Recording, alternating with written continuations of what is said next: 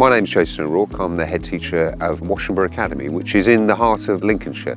Schools are here for academic achievement, but they're also here for children's health and well-being as well. And what we do at our school is have a really big emphasis on children's food education. We have developed across the grounds raised beds for each of the classes, but also a big kitchen garden and a polytunnel, because I'm very keen for the children to know that if you plant stuff and you nurture it and you weed it and then you harvest it, take it up to our kitchen and have it for lunch, they are more inclined to eat that produce because they have an investment in it as well. The work that we do in the garden involves children going down and working with our dedicated gardener, who then talks the children through the type of produce that we're hopefully going to grow, talks about the actual seeds. The children are then planting those seeds individually, they're then watering them, and then they plant them out as well. But we went out there and we were planting some seeds and drawing a line to put them in. So they will then harvest the food from the allotments and from the raised beds, and they will either be used in our food education lessons,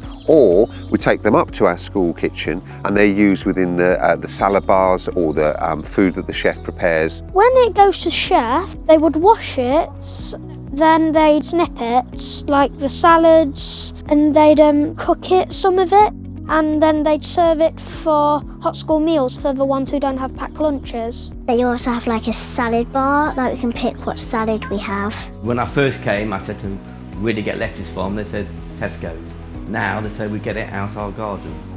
If you put food education and this connection with their food, where it comes from, at the heart of your learning ethos, your children will be better informed about their own health and their own well-being. We decide where we want the plants, and we get them out of the pot and we put them where we want them, and we watch them grow every day. There needs to be a real focus on children's health and well-being and how we as a school can really have a positive impact on that.